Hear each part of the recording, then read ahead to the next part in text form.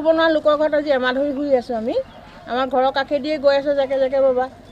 আৰু আপোনাৰ দিন নাই, হেৰি দিনতো গুচি আহিছে, সেইদিনাখন দিনতো গুচি আহিছে, সন্ধিয়া সময়ত আপোনাৰ সন্ধিয়াৰ লগতে বাবা গুচি আহিছে। আমি চাহকণো খাবলৈ নাপাওঁ আৰু লোকৰ ঘৰত ভাত খাই আছোঁ আজি এমাহ ধৰি লোকৰ ঘৰতে মানে লৈ ভাত খাই আছোঁ তেনেকুৱা। এই ছোৱালীজনী লৈ কিমান অসুবিধা হৈছে, মাক ডেলিভাৰী কিমান অসুবিধা হৈছে আমাৰ এই দোকানটো খুলিব নোৱাৰোঁ। দোকানখন নুখুলিলে মানুহজনী হস্পিটেলত আছে, কেনেকৈনো চলোঁ, তেনেকৈ মানে হৈ আছে আমাৰ। ঘৰতে লাগিছে বেৰ চেৰ ভাঙি দিছে আমাৰ এইফালেও বেৰ ভাঙিছে, সিফালেও বেৰ ভাঙিছে, দোকান খুলিবই নোৱাৰোঁ।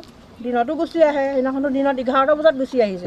জাক পাতি পাতি আহে, দুফালে আহে, ঘৰৰ দূৰ চাইডেদি আহি থাকে, এইফালেও আহে এইফালেও আহে, কেনি নাজানো তেনেকৈ কৰিছে। সেইটোৱে অসুবিধা হৈছে আমাৰ। দিনে নিশা আমি মানে হাতীৰ তাণ্ডৱ দেখিবলৈ পাইছোঁ আৰু বহুতো মানে ওচৰ পাজৰে গাঁওবিলাকত এনে ধান খেতি বহুতো নষ্ট কৰিছে। তো সেইবিলাকক যদি চৰকাৰে সোনকালে ক্ষতিপূৰণ নকৰে তেতিয়াহ'লে আমি আন্দোলনৰ কাৰ্যসূচী ল'ম আৰু বকিয়াল বন বিষয়াসকলক আমি সকীয়াই দিছোঁ যাতে তাহাঁতে অতি শীঘ্ৰেই তাহাঁতৰ ক্ষতিপূৰণটো যদি নিদিয়ে তেতিয়াহ'লে আমি আন্দোলনৰ পদক্ষেপ ল'ম।